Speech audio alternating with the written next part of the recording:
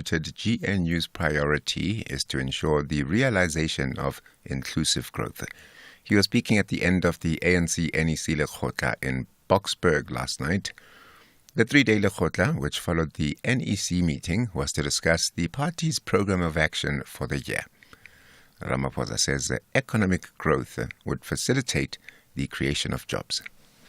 We understand inclusive growth to be a process that creates employment for the millions of South Africans who are today without jobs. It must be growth that prioritizes the interests of the poor and the working class. We understand inclusive growth to be transformative. It must contribute to fundamental changes in our economy's structure, in its systems, and the institutions that support it to benefit all South Africans, focusing on blacks in general and Africans in particular. The judge has told the accused in the 280 million rand Estina dairy farm matter that judgment will be handed down after lunchtime in the Free State High Court in Bloemfontein.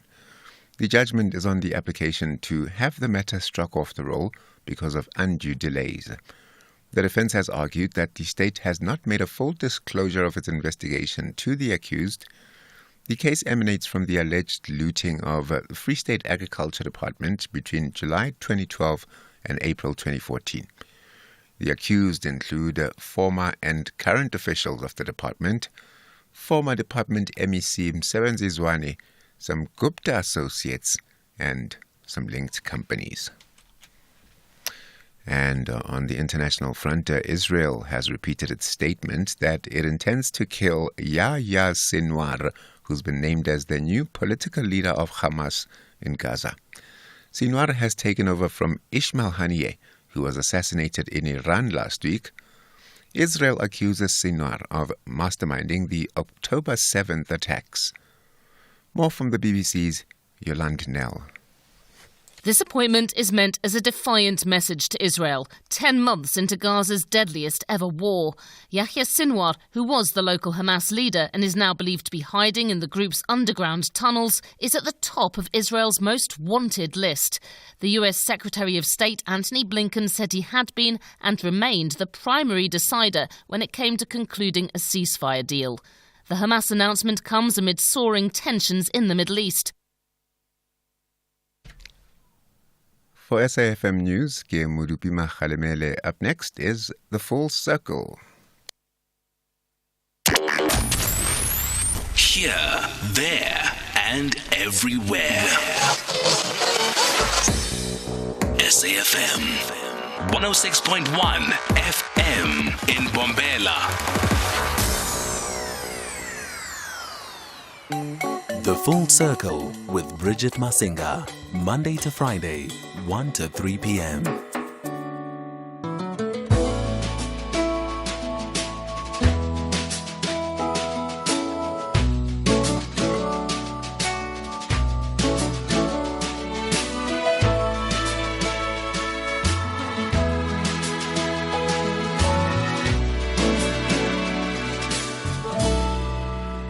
I wake up, I see you as you leave. I feel it, I see it as you leave. When we kiss, I went deep, but you're far away.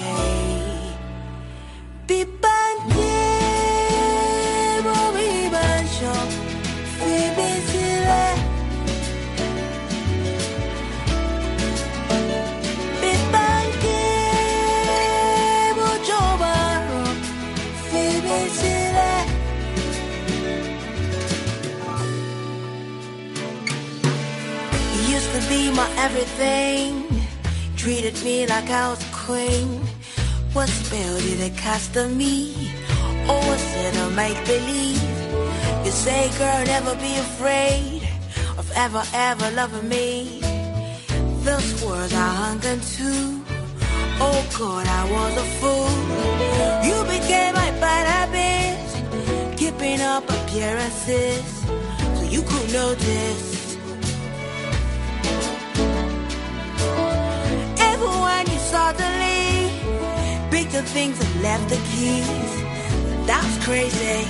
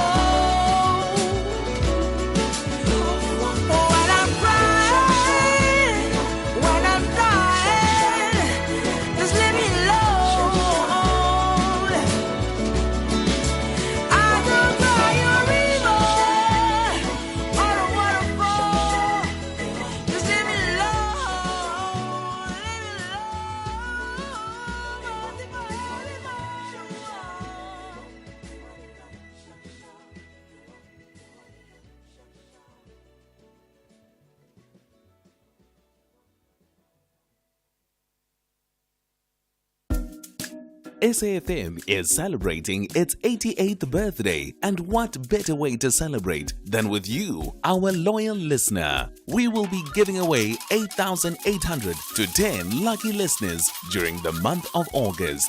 To stand a chance of winning, stay tuned to SAFM and SMS the keyword SAFM88 followed by your name to 41391 and listen to the station throughout the day where you could be selected as a winner. SMSs are charged at R1.50 per SMS. Free SMSs and SMS bundles do not apply.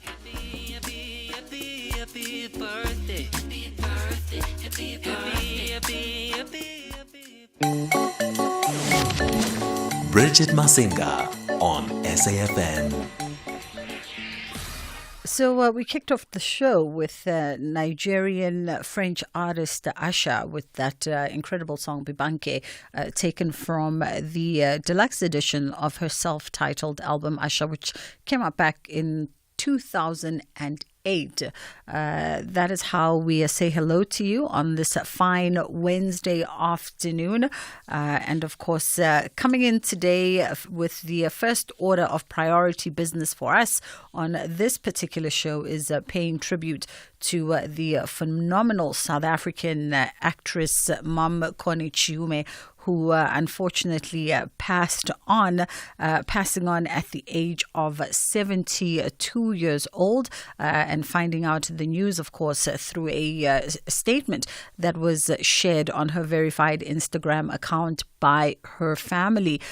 She was a phenomenal South African talent with several awards under her belt, including an NTVA Avante Award for Best Actress in a Drama Series for her role in Soul City in the year 2000. And then later on in 2009, she received a South African Film and Television Award for Best Supporting Actress in a Drama for her role as Stella Malloy, her unforgettable role as Stella Malloy in the family drama Zone 14. She has really inhabited so many characters and has quite the credit list under her belt, and it includes shows like Rhythm City, as well as reprising the role of Mama Sonto in Gomorrah, and the list just goes on and on. And not to forget, of course, that she also starred in Black Panther in 2018, and Black Panther, the sequel, Wakanda Forever, in 2022. She is also featured in Beyonce's The Lion King visual album, and really just managing to keep the machine rolling for over 3 decades. Born in Welkom in the Free State to a Malawian father and a Zulu mother, she initially trained as a nurse and ended up as a teacher before she found herself on our screens, both small and big. And in the first hour of the show, we are going to attempt to pay tribute to this gigantic talent and talk to some industry friends and as well industry colleagues who have worked with her and collaborated with her on projects through the years. And we've got joining us now Angus Gibson, who's a man himself who needs no introduction, one of the founders of the renowned production company Bomb Productions, which is behind some of the biggest television titles in the country.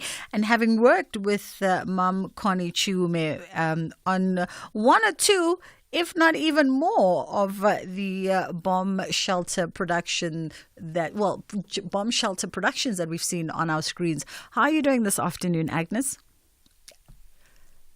Agnes?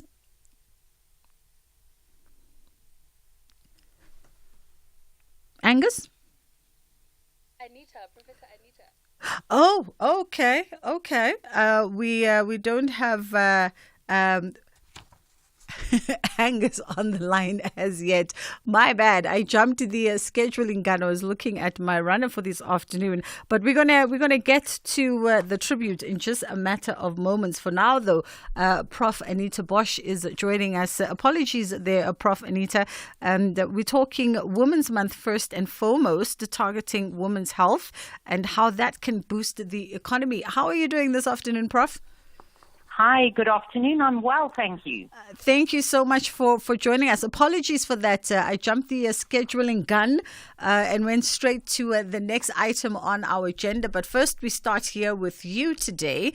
And we're looking at this report, the latest edition of the Women's Report 2024.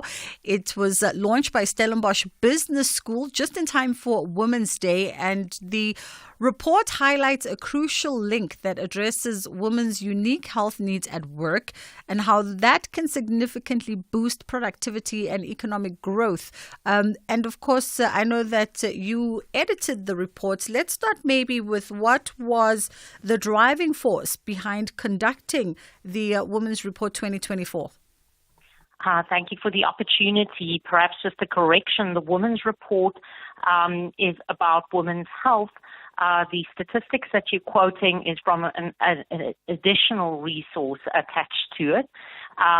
Specifically, the Women's Report focuses on the need for employers to understand the unique aspects of women's health and the aspects that we usually don't speak to, such as menopause, endometriosis, and various other diseases that women have, not that menopause is a disease, but health conditions, and that workplaces often ignore this, or it's made out just to be something that you kind of have to deal with. And sometimes employers don't know why an employee acts the way they do, whereas if more information is spread about it, we can start, normalizing the discussion around women's health. There does seem to be, Prof. Anita, there does seem to be a concerted effort, though, to bring these conversations to the table. Am I assessing that correct? Well, it depends where you're working. And in a lot of workplaces, there's not really a concerted effort. In fact, there's quite a bit of pushback to women's inclusion and leadership, in various organizations. Those organizations that are more progressive are taking up the discussion and are certainly opening up doors. What we've done with the Women's Report that's available for download at womensreport.africa is provide both employers and women with more information that is evidence-based so that they can work with that instead of, either, as I said, just ignoring it or also, sweeping it under the carpet. We know that women contribute to GDP and that when women are active in the workplace and earning an income, it improves family well-being.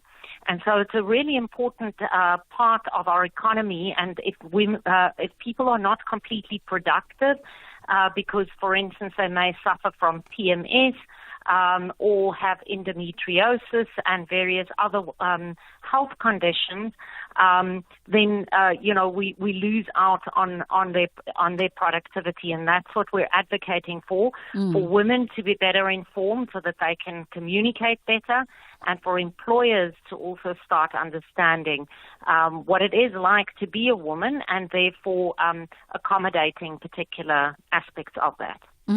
So where do we begin to then bridge that gap, right, between what you've just said, between women better understanding and being better communicators of their health needs, particularly in a professional setting, and of course employers then being rather more responsive and adequately prepared to deal with the needs, the very unique needs that women might have?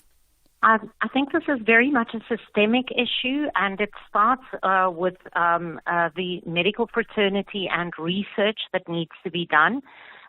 In the U.S. at the moment, research on women's health issues is now for next year being prioritized, or at least moved up the rung ladder. But what we know is that usually women are just seen as a subset of men.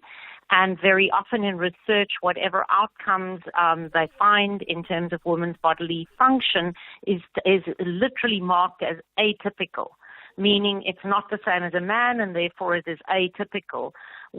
We do know that our hormones function in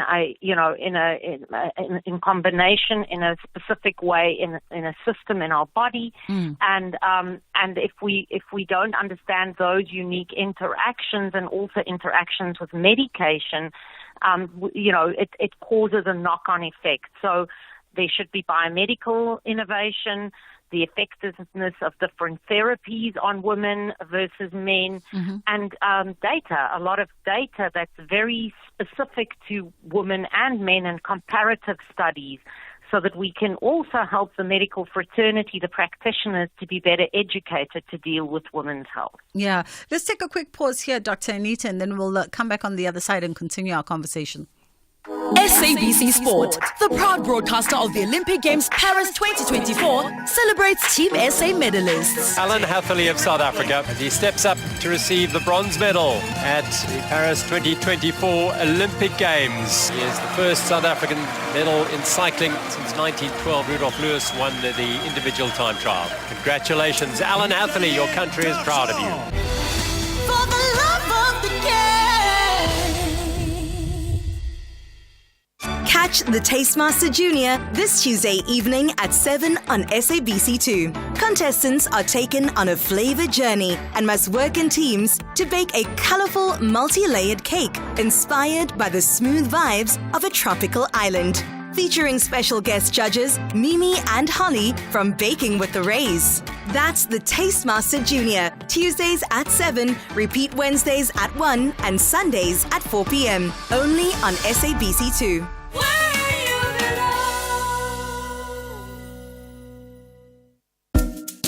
SAFM is celebrating its 88th birthday, and what better way to celebrate than with you, our loyal listener? We will be giving away 8,800 to 10 lucky listeners during the month of August.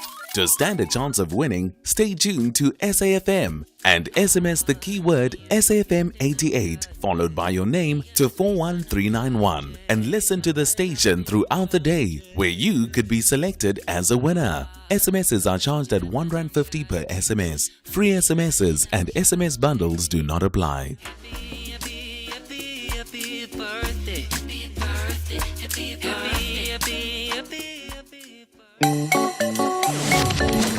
Bridget Masinga on SAFM.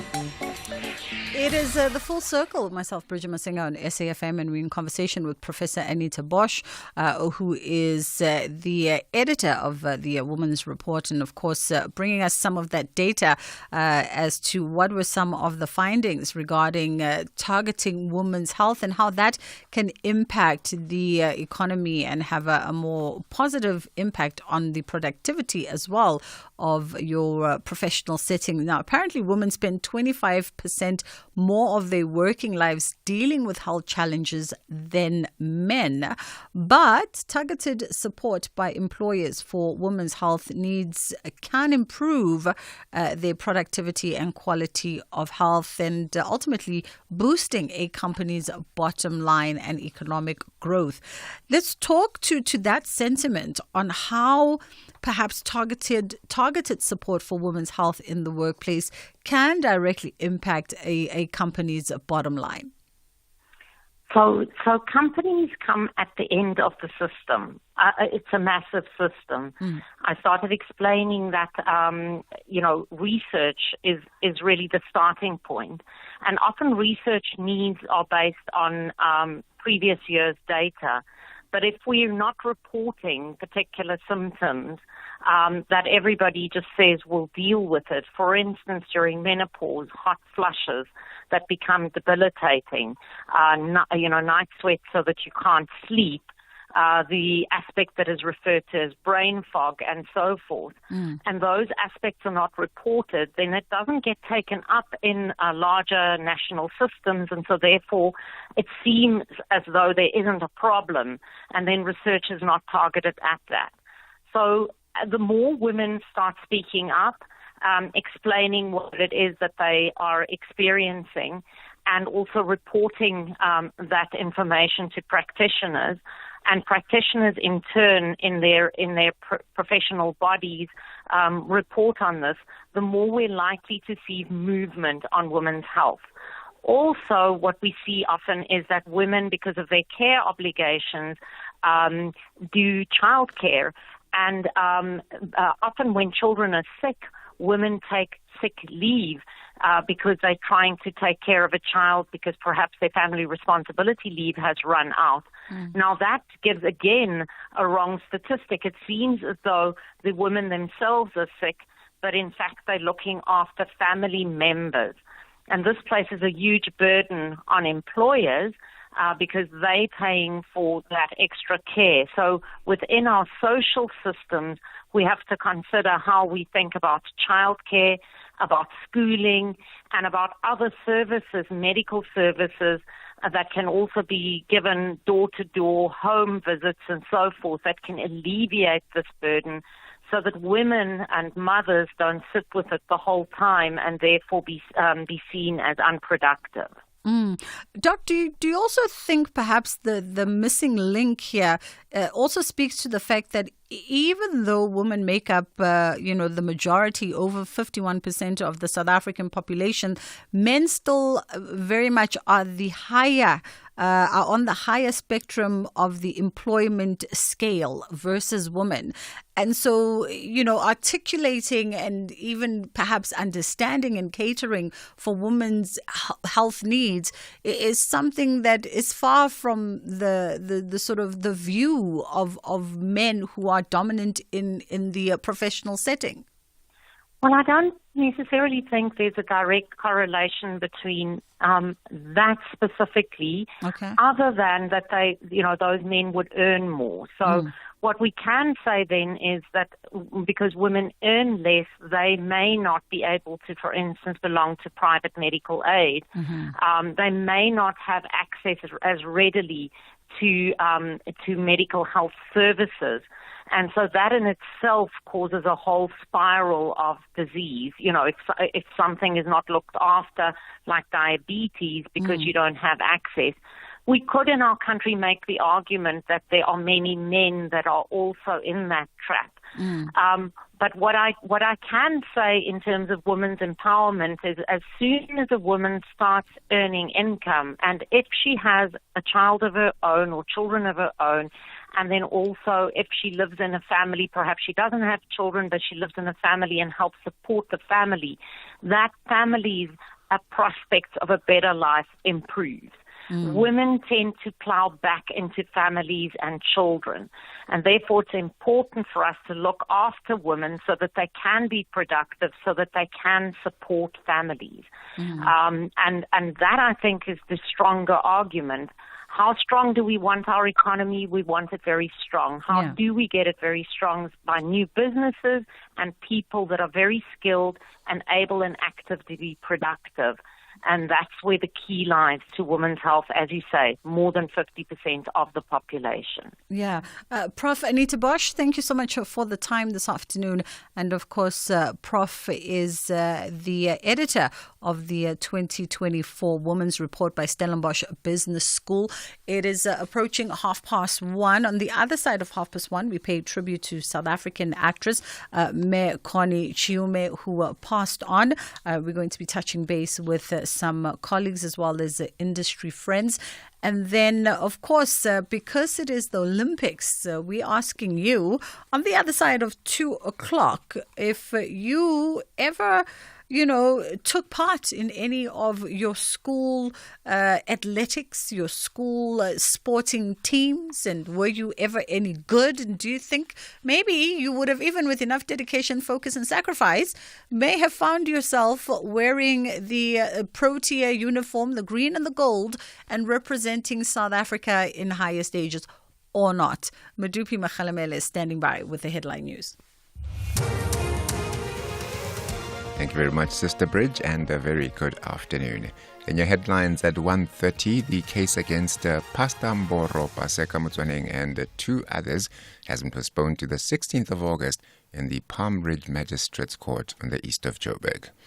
Learners, families and friends have gathered at the Sukhululiwa Community Hall at Mafuba Village in Middelburg, Mpumalanga for the memorial service of the 6 learners who died in a crash last week.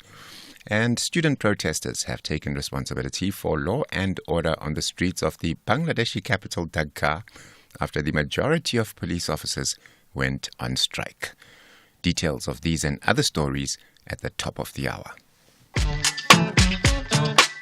Bridget Masinga, weekdays on The Full Circle. So ke nnete mang. O bua ka di-nonsense tse tsa ntate mogolo wa gago. Ke tjho wena le Tiger. Tiger, don't be ridiculous. Ne ke rata ntate wa gago. And I was married to that man for 27 years. I loved him. Mama, you're not answering me. I want to know if wena le Tiger la ratana. Ish. Haile moleko o ntate mogolo wa gago. He's been waiting for this moment just because ale jealous or monna ka o rata nna go phala yena. Le re o choose family ya hae le mosadi wa hae before him. So jaanong o bona hore a tlo poison against nna. Mama, a gona motho o poisonang mama. And no one is telling me what to think and what not to think, mama. Tiger ke na le mbiza re poisonang. He's robbed you of a husband. Nna le Palesa of a father. Ntate mogolo Sizwe of a son.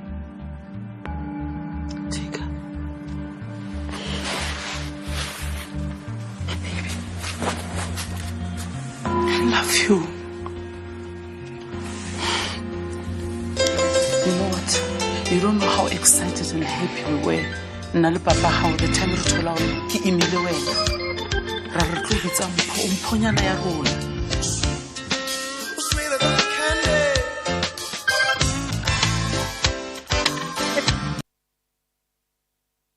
It is the full circle. You know, some days our flow and our mojo is just it's not working together, but we'll be fine. Before the show is over, we'll be back to our seamless mojo. Things just happen from time to time.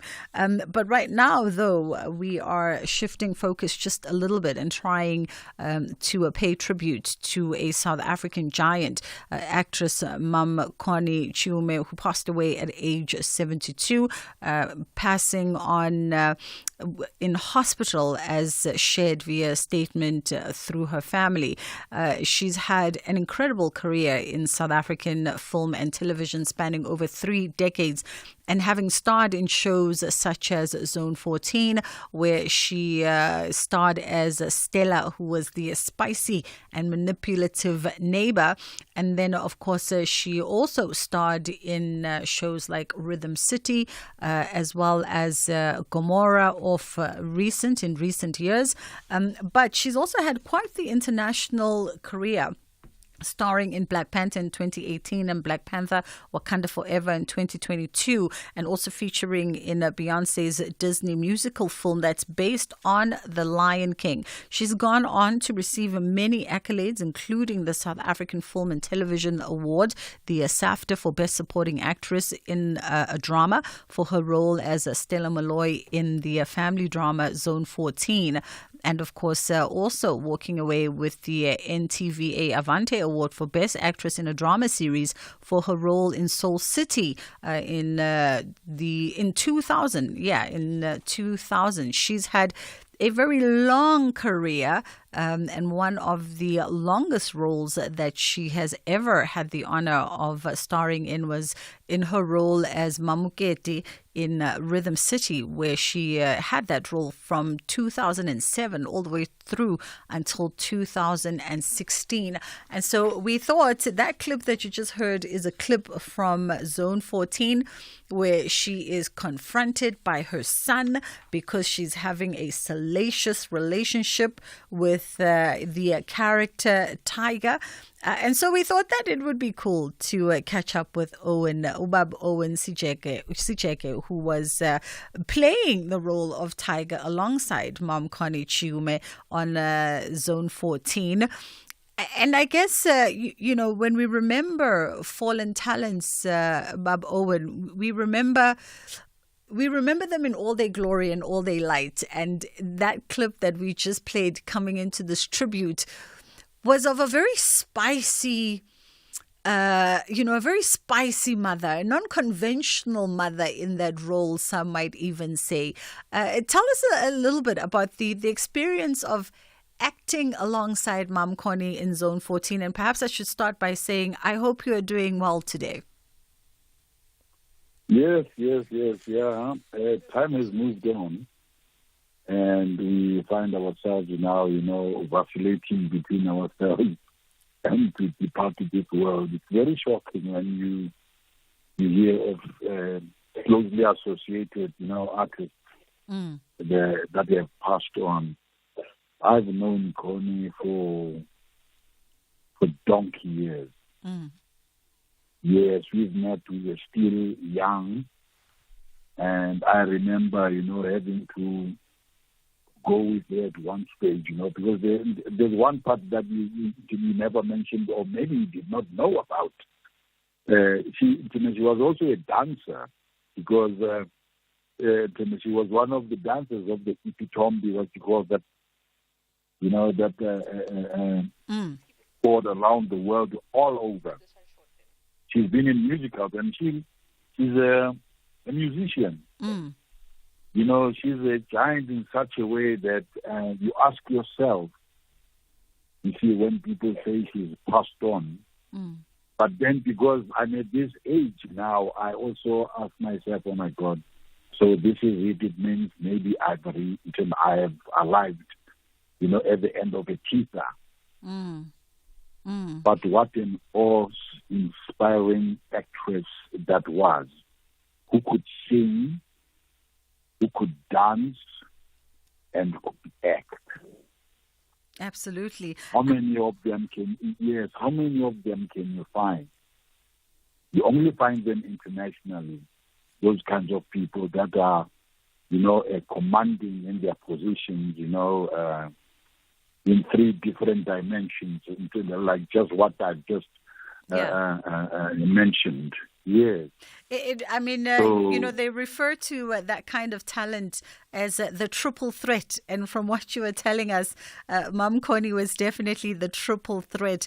Let's touch quickly, Bub Owen, on the earlier days when you guys started your careers. I know that Mum Connie rose to prominence starring in Inkomo Edla Yodwa back in 1989 on SABC. Yeah.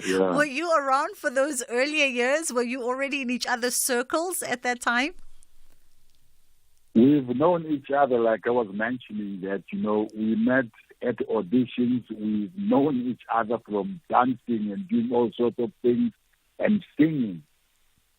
You see, that's why it is very difficult for me to fathom a situation where up until today, I've never heard of anyone in this country having, bestowed, the likes of Connie, including myself, of course, I could say, with all these things that are thrown around, the doctorates and all that. And it's very shocking that you ask yourself if she could be recognized, outside the country and her own country just, forgets her like that when she was part and parcel of fighting in the struggle.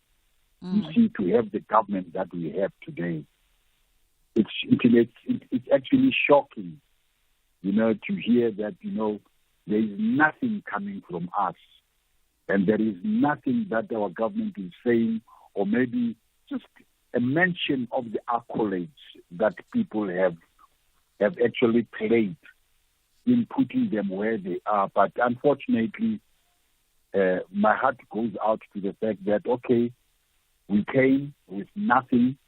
As we say, so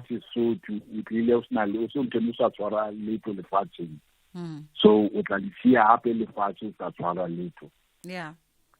Yeah. Now I've met Connie. I've met Connie very, very early. It was in the mid-70s when we started to know each other. For a person to have given up, a teacher's profession to get into this business. Those were the days. And I wonder if those days will ever come back. Yeah. So, Owen, we send our heartfelt condolences to yourselves and, of course, the friends of Mum Connie, the industry friends as well as the personal friends. Thank you so much for affording us the time today. We know when we make these calls, we often are imposing on your own moment of grief, and so we appreciate you taking the moment. That was veteran actor Owen Sijake himself, who played Tiger alongside Mum Connie Chiume on, of course, Zone 14. We're going to take a quick break here, and then we're going to come back on the other side of this. And we've got South African producer and director Angus Gibson joining us on the line. So Sharon officing was telling me the way drip is so expensive these days. She's now waiting for her old clothes to come back into fashion. I say, Joza, while you're waiting, why not let your money do the things in a Nedbank Just Invest account where you can get your money after 24 hours notice? Oganchani, voiceman. In Jalo, Mabel, you can earn up to 8.75% interest. Anyone can open an investment account via the Money app in under 2 minutes. See money differently. Nedbank. We're a licensed FSP and registered credit provider. Promo rates apply. Catch the Tastemaster Junior this Tuesday evening at 7 on SABC2. It's the first elimination challenge, and to stay in the competition, the bottom 6 contestants must channel their inner Italian by baking a delicious handmade pizza using leftovers from the fridge. Who will survive to bake another day? Find out on the Tastemaster Junior. Tuesdays at 7, repeat Wednesdays at 1, and Sundays at 4 p.m. Only on SABC2.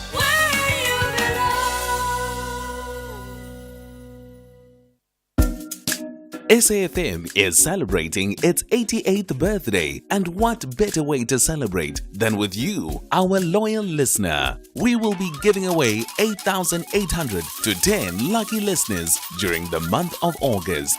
To stand a chance of winning, stay tuned to SAFM and SMS the keyword SAFM88 followed by your name to 41391 and listen to the station throughout the day, where you could be selected as a winner. SMSs are charged at R1.50 per SMS. Free SMSs and SMS bundles do not apply.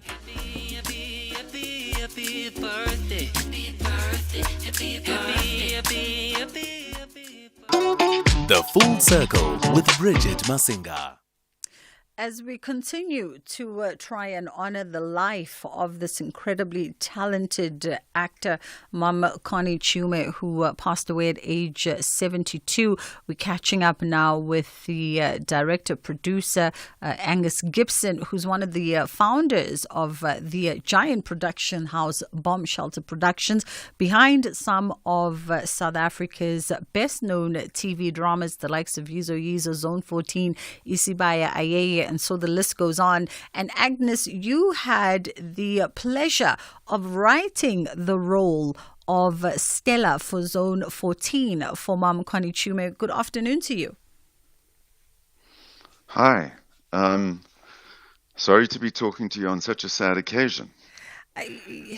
You know, there are no words, I think, but I also think it's moments like this that allow us to come together and honor the life and the contributions of incredible talents. And so we appreciate you taking the time to share a few reflections with us. Let's talk about Mom Connie firstly as the actress. Well, let me just tell you, I met her, so I didn't know her.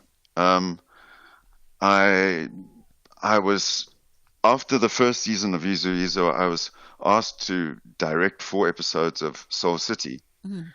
So I sort of went on as director, and I directed a scene with Connie. And I was completely moved by her performance in the scene. And I thought, who is this? I mean, it was such an extraordinarily subtle and emotive performance. Mm. And I thought, this is an actor in a different league. And I thought, this is a person I really want to work with. And so she, when we did the second season of Yizo Yizo, she was one of the first people that we cast, and we cast her as Gunman's mother. Mm. And an anecdote from that was we filmed in Davidson in people's houses. And the house we'd chosen for Connie was owned by a very religious woman, and she had sort of religious icons on the wall and, images. Mm. And I set up the scene in front of this one image, and she came to me and she said, I refuse to shoot the scene.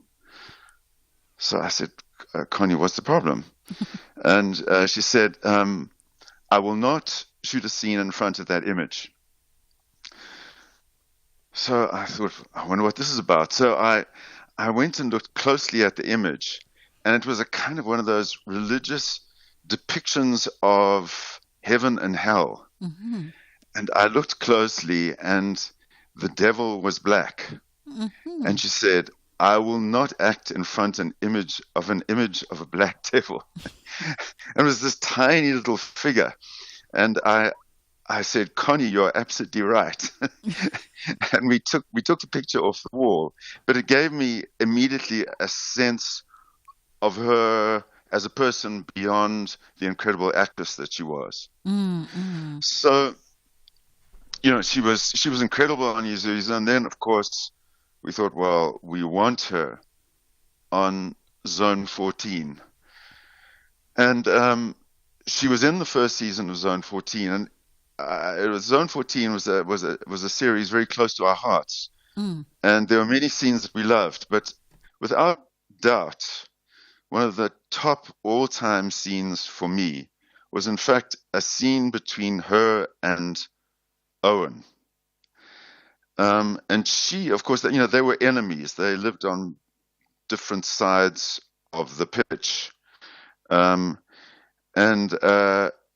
She had decided she was going to seduce Tiger.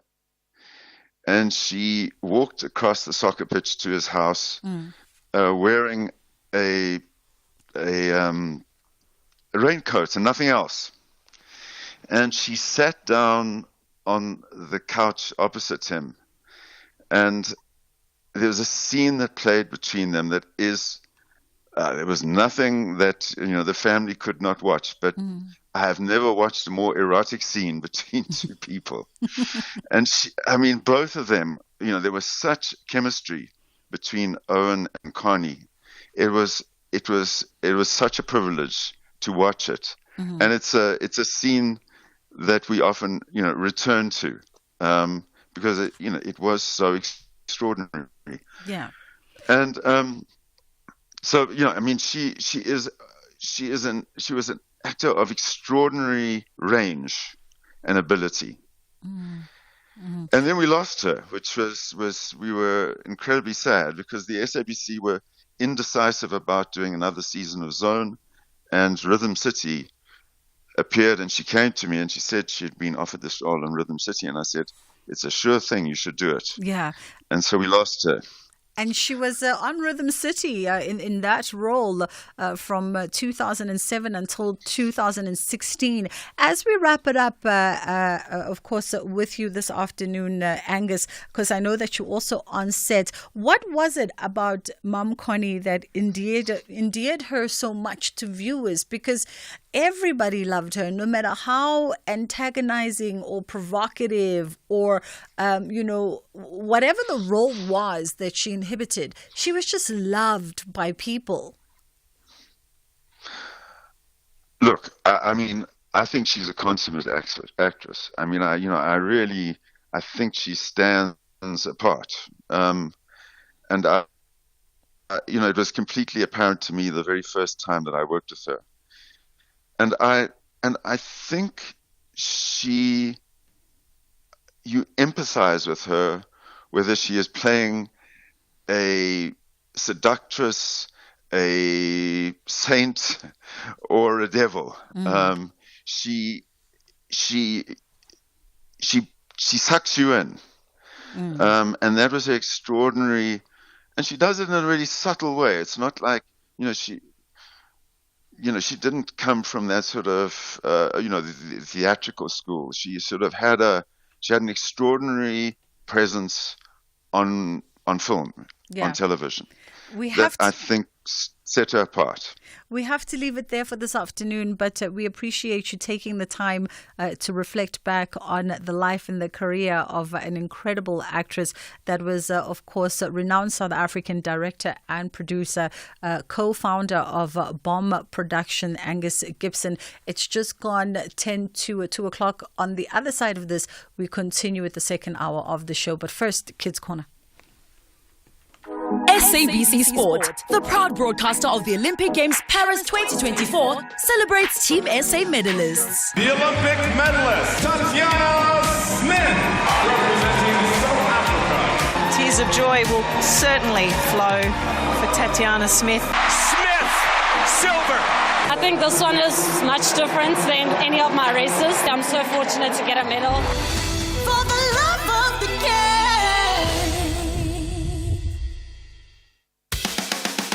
Paying your TV license means that you can tune in to the Expresso Morning Show from 6 to 9 a.m. Mondays to Fridays right here on S3.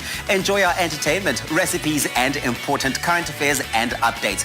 All of this for less than 74 cents a day or 265 Rand for an entire year. For superfast, secure, and convenient payment from any device, go onto tvlrc.co today and click on the Fast Pay button for payment in under 3 minutes. Make a difference with Expresso and TV licenses and pay yours.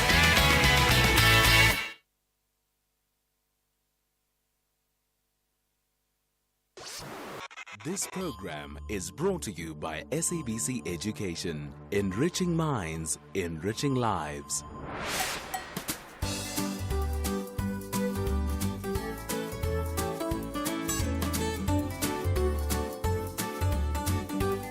Hello, my name is Muhammad Arham Ahmed. I am 9 years old and I go to Brixton Primary School. My favorite foods to have in my lunchbox are sandwiches, apples, carrots, and yogurt. I feel energized and less tired when I have fruits and vegetables because they are healthier and give me the nutrients I need. Yes, it's important to have a variety because difficult food gives me difficult vitamins and minerals that my body needs to stay healthy. I would choose a turkey sandwich, apple slices, carrot sticks, and small pieces of chocolate. Yes, I would include healthy options like fruits and vegetables. Good afternoon. My name and surname is Kyobeshamtembe. In my lunchbox, I normally have sandwiches and fruits. Sometimes I get a yogurt. I carry that with water because my mom stopped buying juice and said we must increase our water intake every day and be healthy. I sometimes make a request or ask my mom what to prepare for that day for our lunch boxes. I think we pack what is available for us at home. We appreciate what our parents could afford.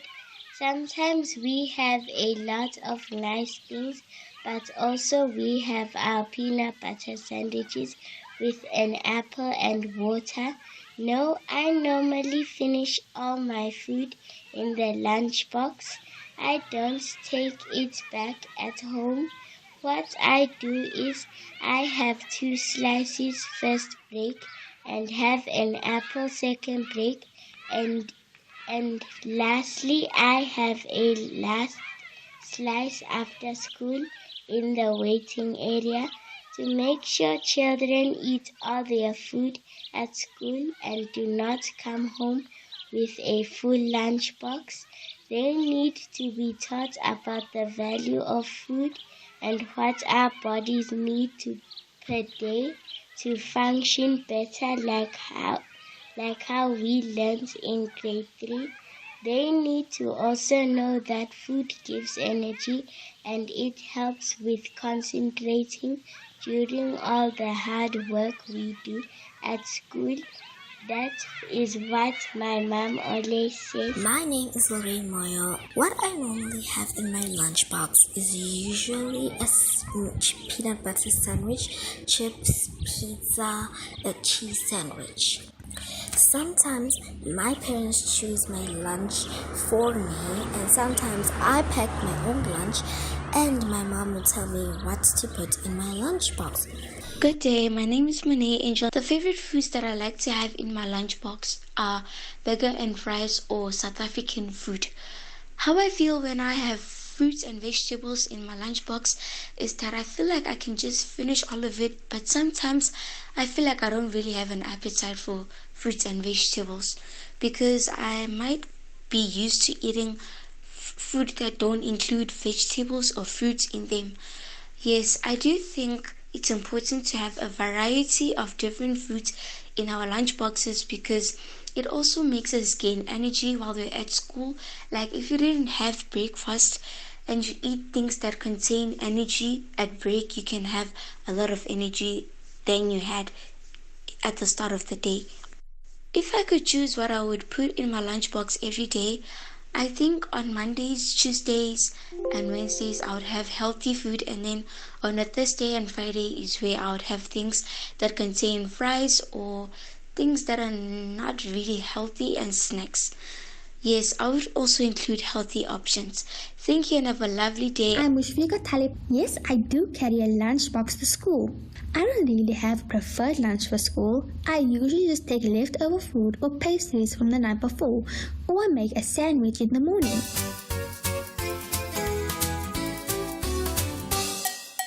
Hi friends, and happy Wednesday. Today let's dive into the importance of packing a healthy lunchbox, shall we? Bringing a nutritious lunch to school is important for us as students. It offers numerous benefits, from boosting your energy levels to enhancing your focus during lessons. When you fuel your body with wholesome meals, both your mind and body perform better, making learning and socializing with friends much more enjoyable. There are many advantages to consistently bringing a healthy lunchbox to school. A nutritious lunch provides the energy you need to power through your school day. Foods like fruits, vegetables, whole grains and lean proteins are packed with essential vitamins and minerals that keep you strong and active. When you choose healthy options, you are less likely to feel tired or sluggish, allowing you to engage fully in your classes and activities. Consuming a balanced lunch also helps you maintain focus and excel in your studies. Nutritious foods can enhance your concentration and memory, making it easier to grasp what your teachers are explaining and retain important information. In contrast, junk food can leave you feeling drowsy and distracted. By opting for healthier choices, you'll be more alert and ready to learn. Additionally, bringing a healthy lunchbox can boost your mood. Eating well triggers the release of chemicals in your body that promotes happiness and reduce stress. This can lead to a more positive outlook on your school and your peers. A balanced diet can also lower the chances of experiencing anxiety or depression, allowing you to enjoy your school experience even more. Having a nutritious lunch can positively impact your growth and development. As children, we require essential nutrients for strong bones, muscles, and teeth. Consistently bringing a healthy lunch to school offers numerous advantages. It boosts energy levels, enhances focus, uplifts mood, promotes proper growth, and serve as a positive example for others. Opting for nutritious food can lead to a more enjoyable school experience, keeping you healthy and happy.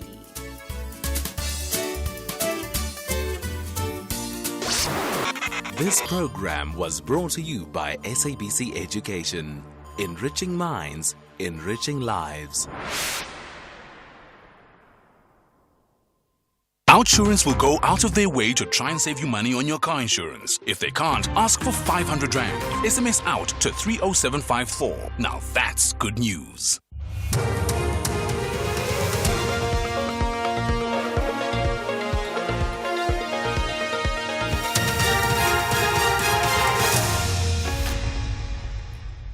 The top story is at 2 o'clock. Pastor Mboro's case is postponed to next week, and the former Hawks officer sentenced for corruption. A very good afternoon. The case against Pastor Mboro, Paseka Mzweneng, and 2 others has been postponed to the 16th of August in the Palm Ridge Magistrates Court in Ekurhuleni. They're facing charges of assault, intimidation, and contravention of the Dangerous Weapons Act.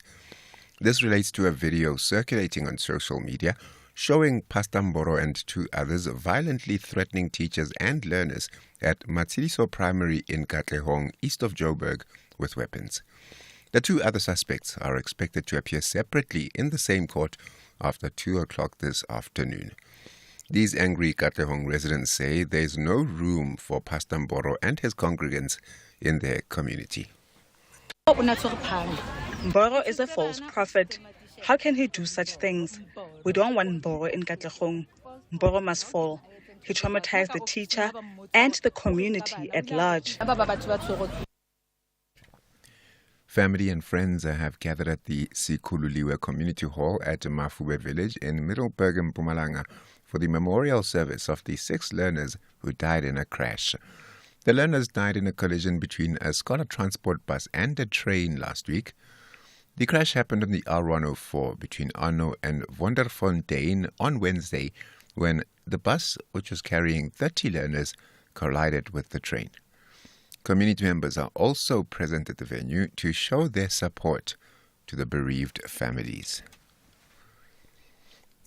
The Belleville Serious Commercial Crimes Court has sentenced a former Hawks officer Esmeralda Bailey to an effective 11 years in prison on charges including corruption, possession or use of drugs, and the obstruction of the administration of justice.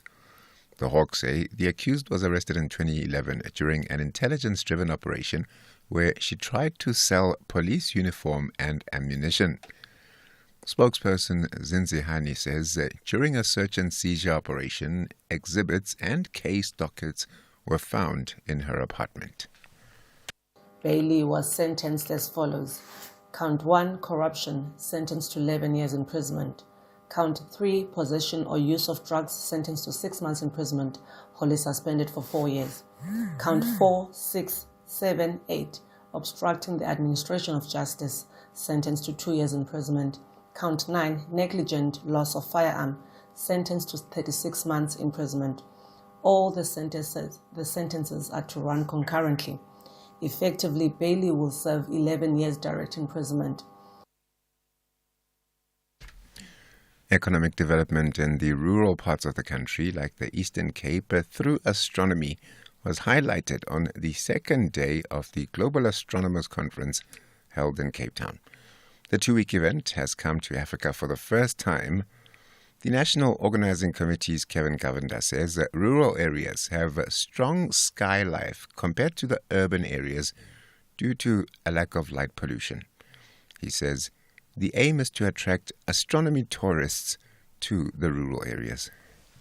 What we want to stimulate in rural areas is an appreciation of the night sky that will not only be about inspiring people to be curious because they can see so many stars, but also to get people to travel to rural areas. One of the big projects that we have is around astronomy tourism. And the Department of Science, Technology and Innovation, together with the Department of Tourism, will be launching an astronomy tourism strategy. And that is to basically stimulate economic development in rural parts of the country. And student protesters have taken responsibility for law and order on the streets of the Bangladeshi capital Dhaka after the majority of police officers went on strike. Bangladesh has been in turmoil after Prime Minister Sheikh Hasina resigned and fled to India on Monday following civil unrest. More from the BBC's Samira Hussain. The country's police force, responsible for the deadly crackdown on anti-government protesters, have fled, fearing for their safety. Nobel laureate Muhammad Yunus has been appointed interim leader by the Bangladesh president, meeting a key demand of student protesters, who said they would not accept an army-led government. Mr. Yunus, who is in France for surgery, is expected back in the country in the coming days. The top story at 2 o'clock, the case against Pastamboro and 2 others has been postponed to the 16th of August in the Palm Ridge Magistrates Court in Katlehong on the East Rand. For SAFM News, Gemudupima Khademel. Are you with the best insurance company in South Africa? Outsurance has consistently had the best ombudsman for short-term insurance results for the past 11 years. And they really mean it when they say you always get something out. They pay over 1.7 million rand in out bonuses every day. So why would you want to be with anyone else? SMS out to 30754. That's out to 30754 or visit outsurance.co.za for a 10-minute quote that could save you thousands. Outsurance is a licensed FSP and T's and C's do apply. Those were the top stories for this hour. Don't miss out on a possible car insurance saving. SMS out to 30754 for a quote. Outsurance, where you always get something out. The Serengeti, located on the northern part of Tanzania, bordering Kenya on the north and Ngorongoro in the south. Home to the African Big Five and millions of zebras, birds and other predators. Serengeti 2 returns to the unspoiled corner of the Serengeti for more animal drama. There's humor, heartbreak, and nail-biting tension as new characters move in and familiar faces continue their stories. Channel your inner adventurer with Serengeti 2, Sundays at 6 p.m. only on S3. Open up.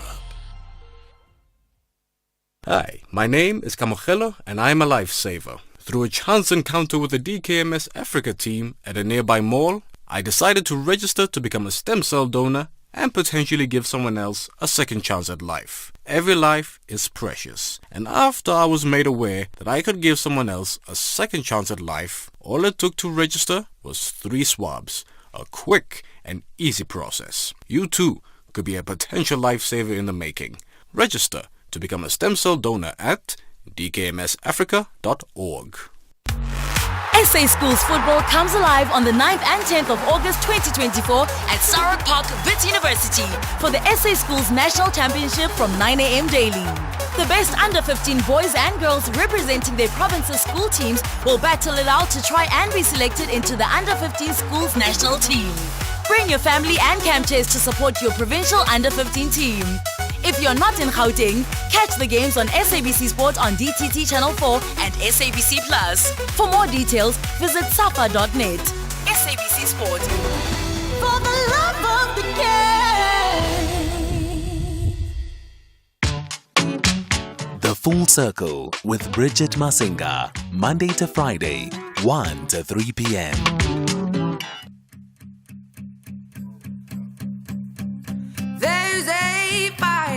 Starting in my heart, reaching a fever pitch, and it's bringing me out the dark. Finally, I can see you crystal clear. Go ahead and sell me out, and I'll lay your ship bare.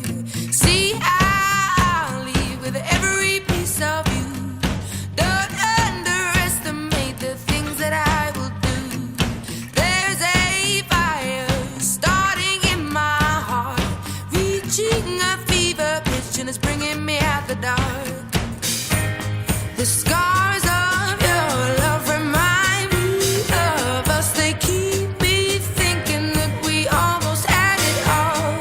The scars of your love, they leave me breathless. I can't help feeling we could have had it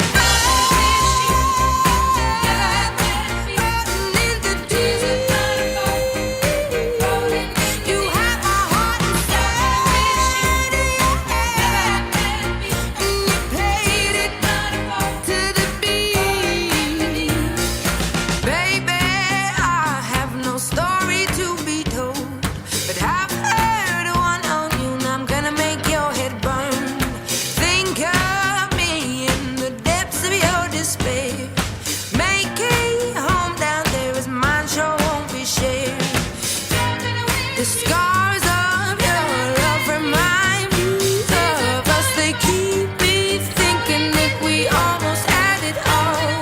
The scars of your love, they leave me breathless. I can't help feeling we could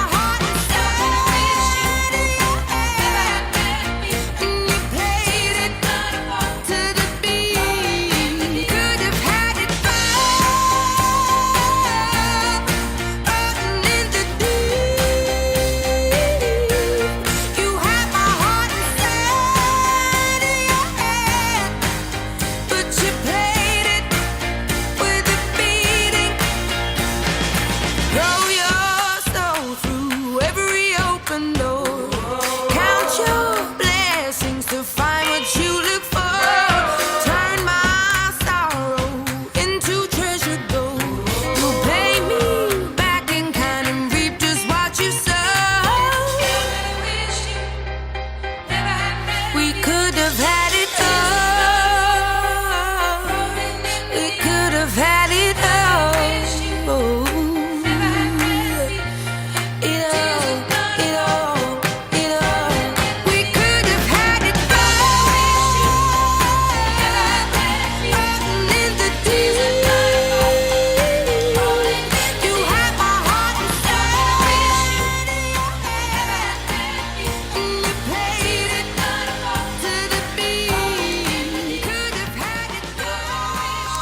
It is Adele coming through, and of course she's just wrapped up her European, I guess we can call it residency, right? She hadn't performed in Europe since 2016, and then she decided that she's going to set camp in Munich, Germany in August, and she had quite a few shows scheduled for Germany, starting on the 2nd and wrapping on the 10th of August.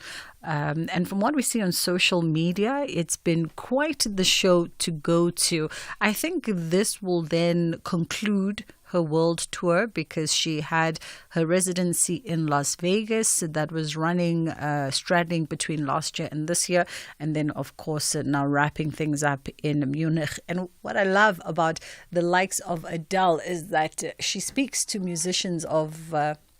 yesteryear is not really the term because they're still very much on the circuit, but musicians like a Celine Dion, for instance, who really do pay a special and particular attention to the experience of the concert goers. And similarly, Adele erected a special open air arena that was specifically and specially designed and equipped and erected for her performances in Munich. So she didn't utilize any of the existing stadiums for her show, but she put together something really special. That is how we entered the second hour of the show, The Full Circle, with myself, Bridget Masinga. It's fast approaching 2:15, and of course we continue to honor the life of the great South African actress Mamkhoni Chiume, talking to friends and family, industry colleagues as well, and those who've had personal relationships with her and who've journeyed with her in this entertainment industry. And one such person is another South African great veteran actress herself, with well over 50 movie titles under her credits as well. She's the star of the small and big screen, both here at home and abroad. Umam Clementine Musimane is joining me now on the line. How are you doing, Mom Clementine? Hello, Bridget. Well and not so well, eh? Absolutely. We asked the question knowing that you must have a heavy heart because Mamkhoni was not just an industry colleague, but she was someone that you would regard as a friend. Tell us about that relationship, as two young actresses coming into the scene 2 decades ago. Mamkhoni, of course, beating you with a few more years, making it 3 decades ago. Yeah. Bridget, to me, Mamkhoni was a sister, she was a friend, she was a mother, she was an aunt, she was everything. And I didn't meet Mamkhoni in the industry. Mm. When I met up with Mamkhoni, she was my teacher. Your school teacher? Higher primary, my school teacher. In higher primary, yeah. I was doing my standard 5 when I met up with Mamkhoni, and she was so beautiful. She was young, she was vibrant. I remember she even entered the contest, Miss Tuwata. That's how beautiful she was. And every learner loved her. Every student just fell in love with her. That's the kind of person that she was. And then years down the line, here we are in the same industry. She still remained my mother, my friend, my sister, my everything. And she loved life. She was huge at life. She loved life. Her yes was yes, her no was no. That's what I liked about Mamkhoni. And she loved her work. She respected her work. She respected time. She respected whether you were young, whether you were old. She had that respect for everybody. She is an icon that will be missed. My heart is heavy. It's heavy. Condolences, Mom Clementine. Yeah. Condolences, Mom Clementine. And we really do, because we know you are distraught and overcome with emotion, and we really do not take it for granted that you've granted us this moment and this time to have this quick reflection on your relationship. And so we send you a virtual hug in this moment, and we just hold you so tightly and so dearly in our prayers as well.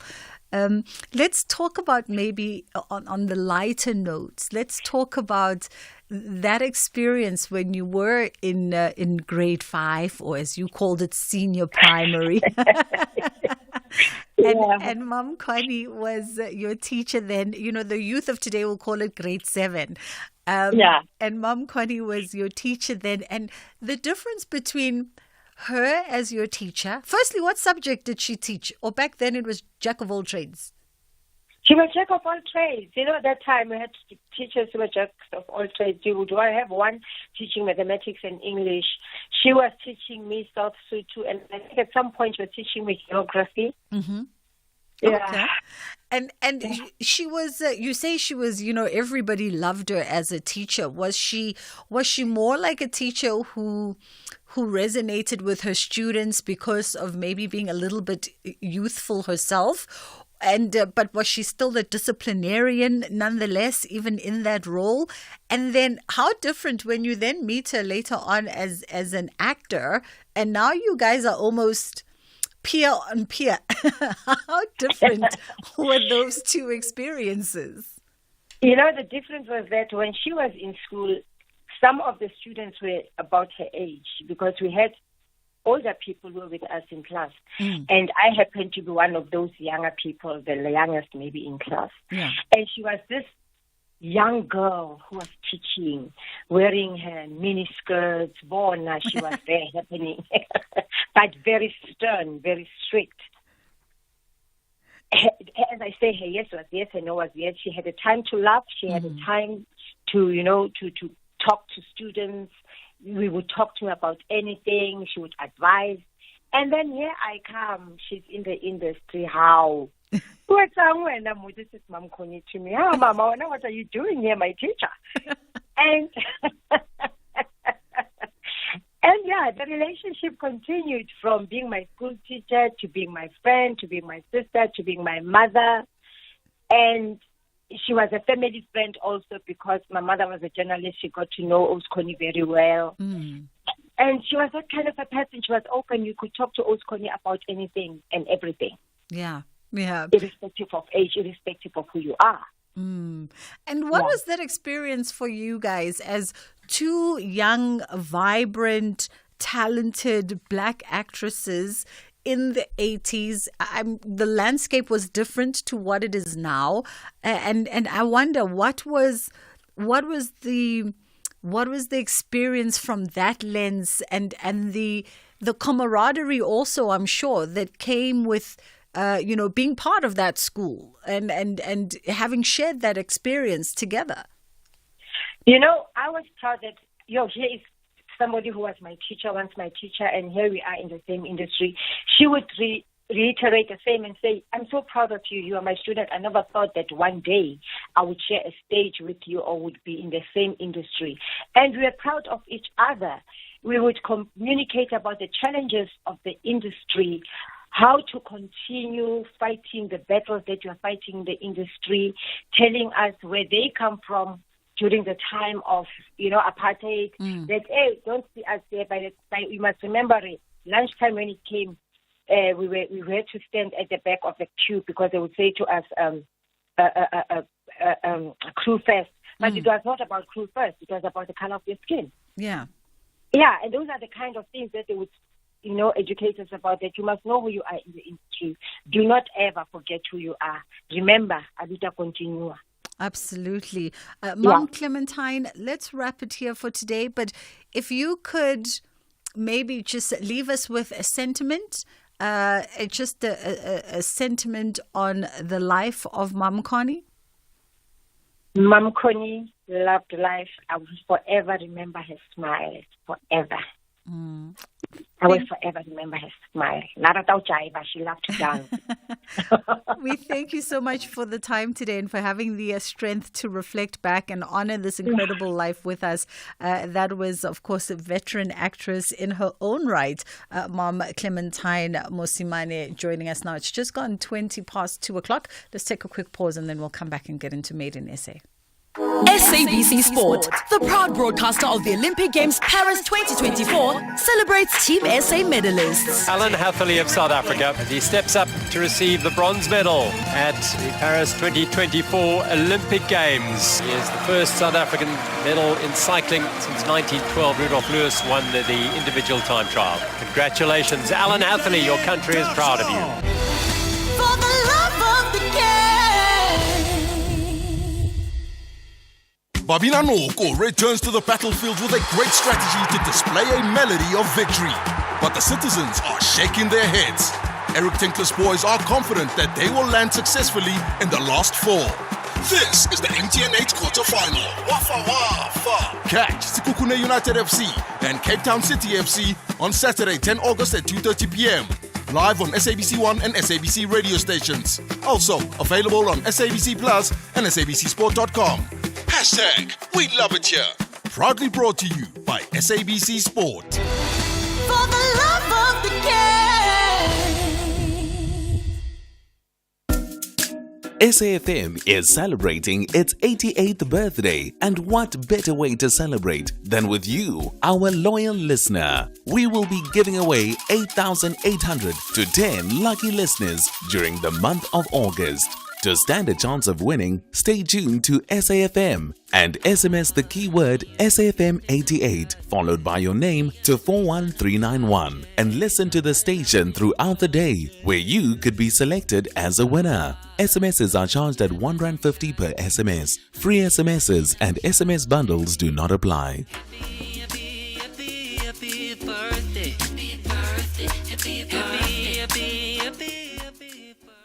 Because Outsurance is the best insurance company in South Africa, they work even harder for their clients.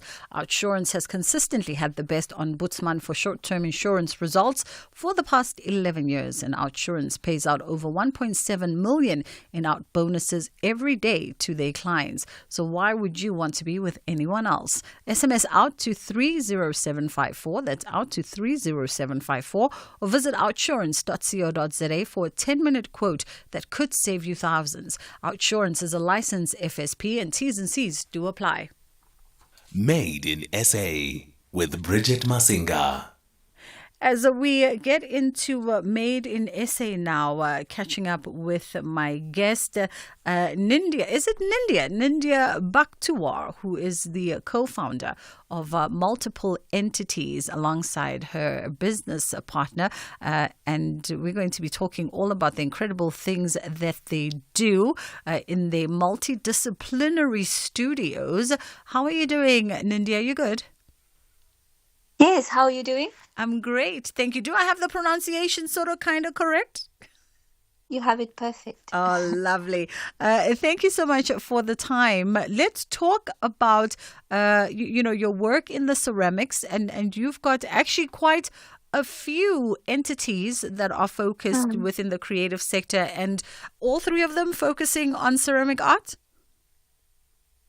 So we're quite multidisciplinary in terms of, what we do. Firstly, I just want to go back a little bit. We trained as architect, me and my partner, Nikhil Trickham, and we practice as architect, but we also diversified side by side, while we practice, we diversified into building our art career and then also our design and manufacturing firms. So we have Studio Kalki, which is a multidisciplinary design firm. And in there we specialize in interior design, architecture, furniture design, and industrial design in terms of products.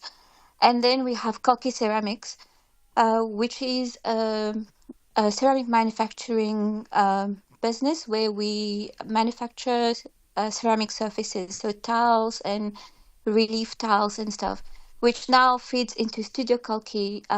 Because of the ceramics, we combine the ceramics, and then we also have a steel workshop where we combine the ceramic and steel to create these incredibly beautiful, unique furniture pieces that we actually launched at 100% Design, our new collection at Decorex last week. Yeah.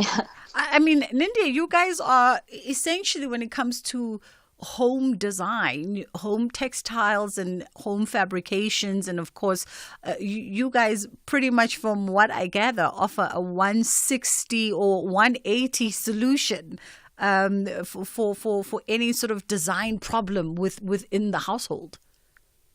Yes, we do have the wide skill. So Nikhil still practices in the high-end residential landscape. So he does incredibly beautiful collaboration with other architects here in KZN, and then he works on a couple of projects a year.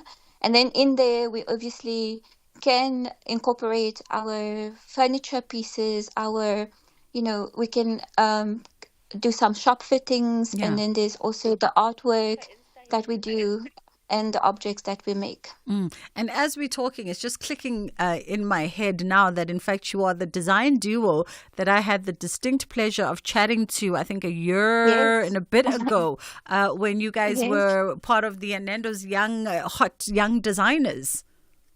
Yes, that's been an incredible journey. Since we spoke, we've had such incredible experience, worked on incredible projects nationally and internationally. It has truly been like a catalyst to our design business and career. I mean, exciting times ahead, because then when one walks away as the hot young designer for 2021, it then means that the pressure and all eyes in the design world, both here and internationally, are on you. Talk to us about having that competitive edge, especially when it comes to innovating. So it's naturally, as a designer, we naturally, especially trained in architecture, you naturally want to always push the material that you work with to the next level. But also there's the other aspect of like practicing with authenticity. And that's very important. In terms of competition, sure, the design industry and the market is incredibly competitive, but it's also like healthy competition, because the design industry is super supportive. I can phone my competitors and ask them for advice, and they are going to be there for me. So as a result, I feel very comfortable to, practice with integrity and honesty and authenticity within the landscape. And I know my peers do the same. So it's incredibly beautiful to experience, the field in this way. I definitely want to steal a few more moments of your time to talk about, the design landscape in South Africa and where and what direction that is moving towards. But first, I just need to get into the headline news, and then we'll come back on the other side of this and continue our short conversation with Nindia Bakhtuar. A very good afternoon with the news headlines. Experts say the recent incidents of intimidation and violence at a primary school in Katlehong, east of Joburg, show that when it comes to child custody matters, emotions run very high. Meanwhile, the case against Pastor Mboro Pasekamutsweneng and 2 others has been postponed to the 16th of August in the Palm Ridge Magistrates Court. And Thailand's Constitutional Court has ordered the dissolution of a political party that won the most seats in last year's general elections. Details of these and other stories coming up 3 o'clock. Made in SA with Bridget Masinga.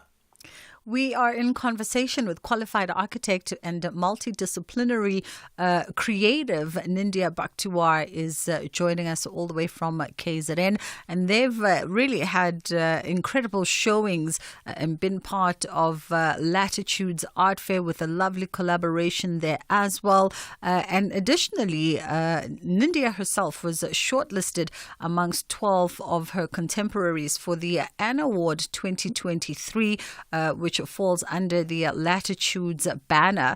But let's talk about, just the world of creativity and as it encompasses everything that you do, from the ceramics to the interiors to the architecture and what that looks like for South African creatives. Because on the one hand, we've got this global connectivity, which means that we need to be on par and at the same time sort of reflective and responsive to where the world of design is going.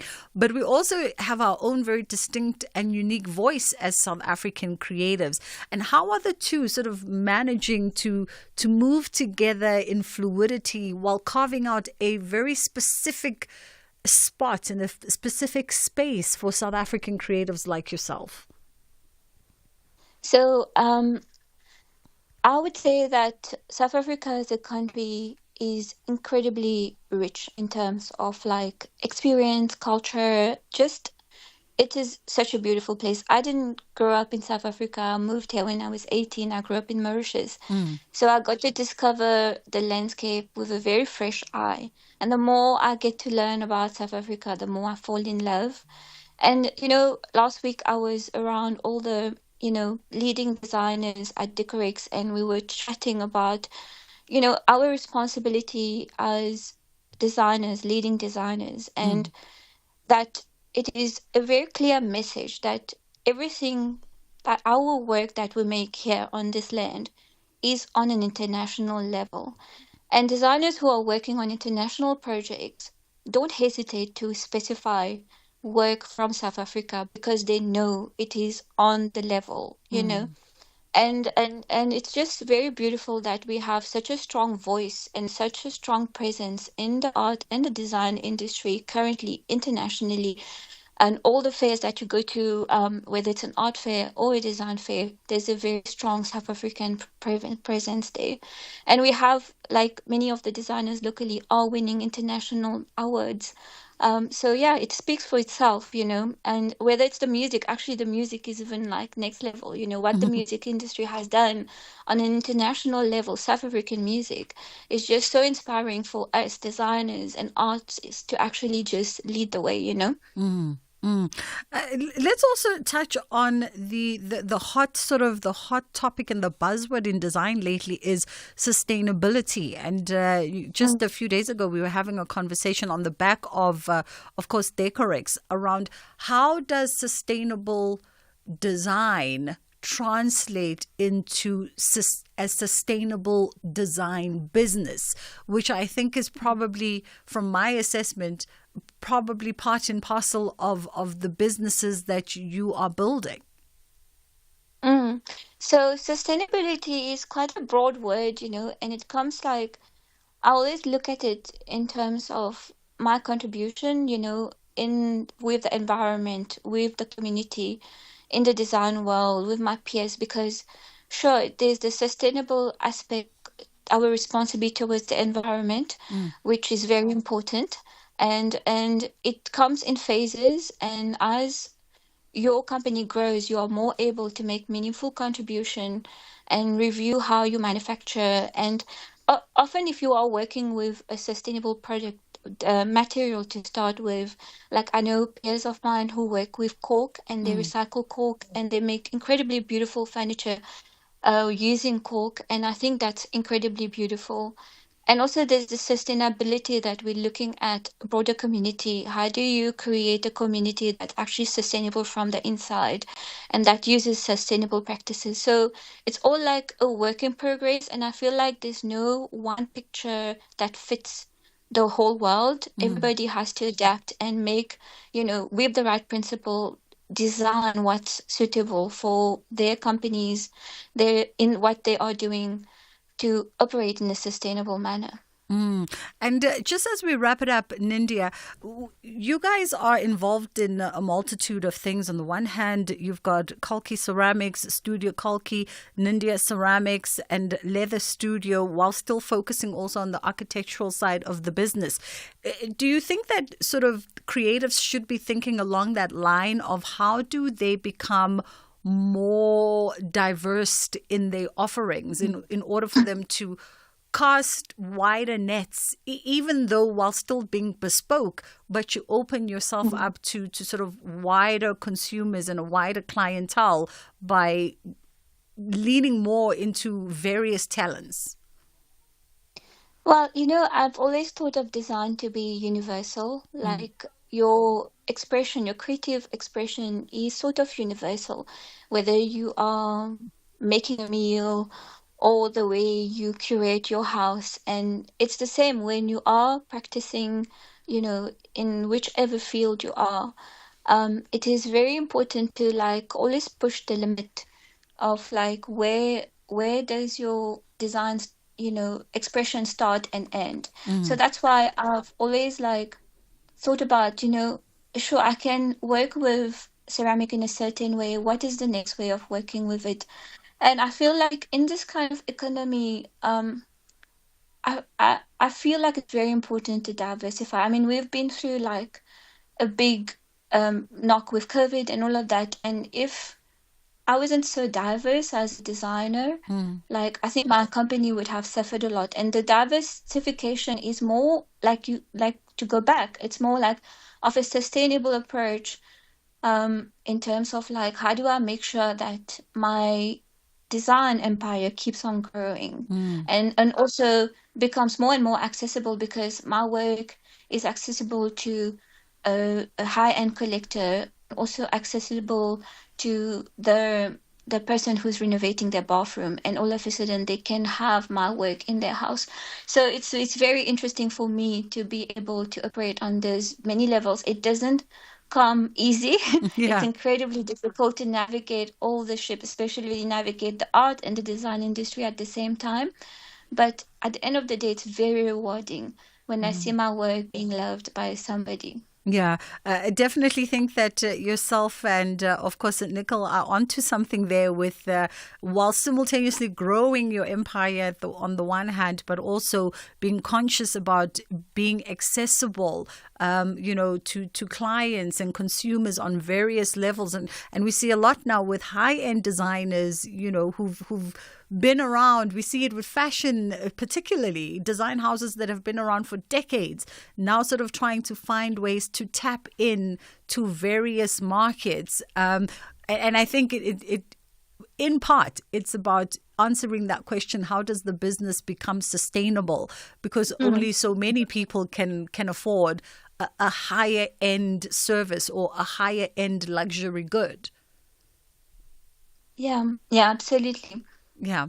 Nindya, we appreciate the time with you, and we'll catch up with you again, maybe in another year or two, and find out what other exciting that would be things. Wonderful.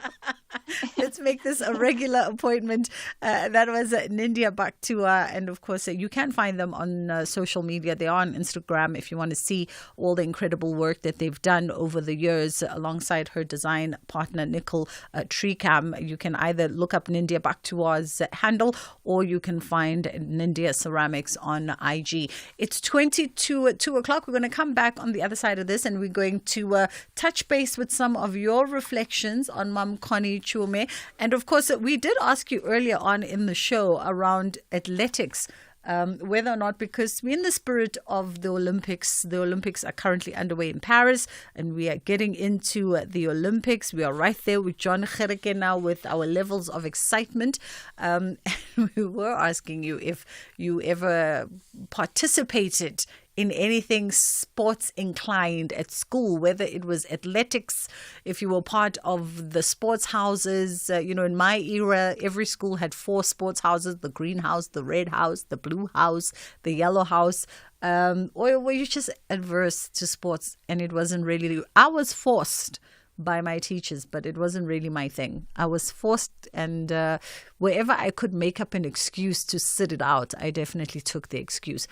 So you could send us a voice note on either one. Let's just touch base with you in the next coming moments, and then we'll come back and we'll wrap up the show with our final conversation.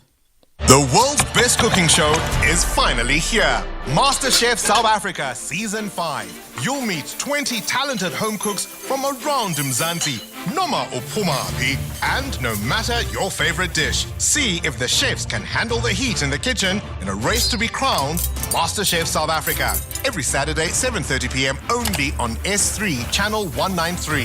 MasterChef South Africa, the world's best cooking show, proudly sponsored by Pick n Pay. SABC Sport, the proud broadcaster of the Olympic Games Paris 2024, celebrates Team SA medalists. The Olympic medalist, Tatiana Smith, representing South Africa. Tears of joy will certainly flow for Tatiana Smith. Smith, silver. I think this one is much different than any of my races. I'm so fortunate to get a medal. For the love of the game.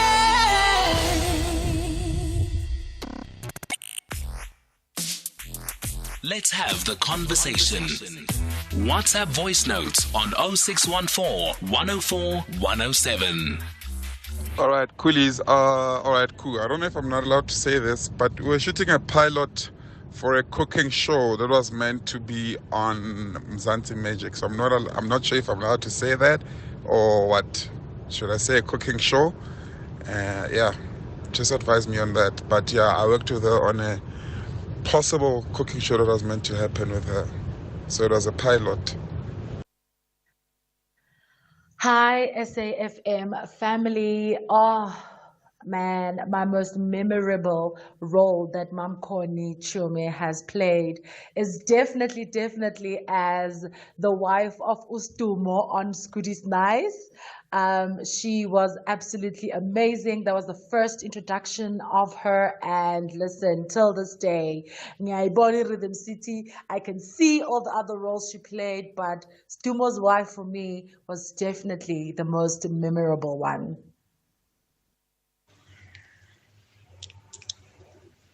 I think that Mam Connie has played such an iconic, legendary role, particularly for Black women who don't think that they have it within themselves to have longevity in the entertainment game, in South Africa particularly.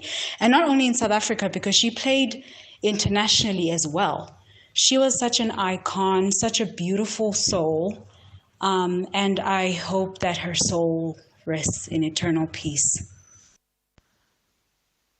South Africa, Zola Shatiga Mutiri here. I'd like to send a heartfelt message to Mekoni's family, to the Trimmer family. Thank you for the great gift that was Oskoni. I had a great run with her on Rhythm City. We did Kasi tours.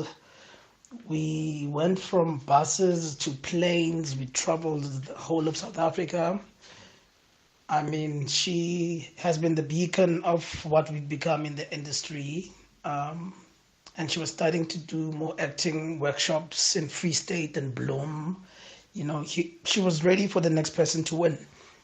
So I'd say Wakanda forever, and thank you, Oskoni. Rest in peace. You've been a mother to us, a friend.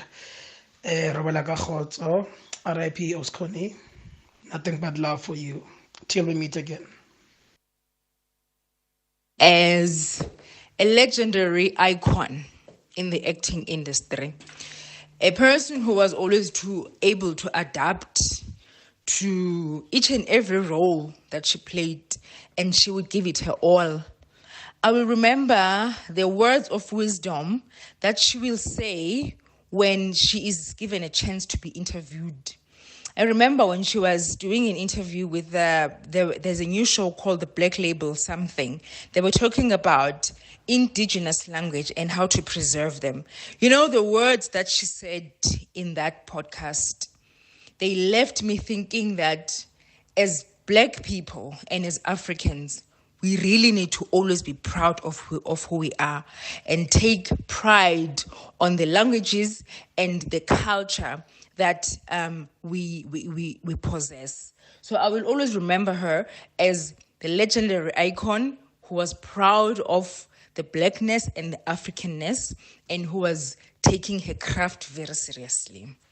My name is Hlela Mqhuqho. Thank you.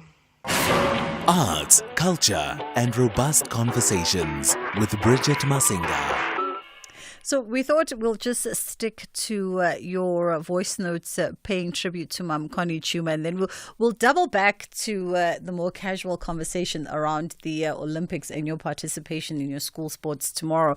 Joining me now in studio is Kopano Cohen. She is a regular on the show, and she's a creative by way of profession, but also she is a mental health advocate, and she often comes in and we discuss all things mental health. How are you? I'm good. How are you, Bridget? I'm great, thank you. Before we start, you look great, by the way. I like the change of hair color and everything. Thank you. Trying to stay relevant. Not always successful. That's how you know when people have teenage children. Then yes. You know, then their hairstyles get all funky and stuff. Yeah.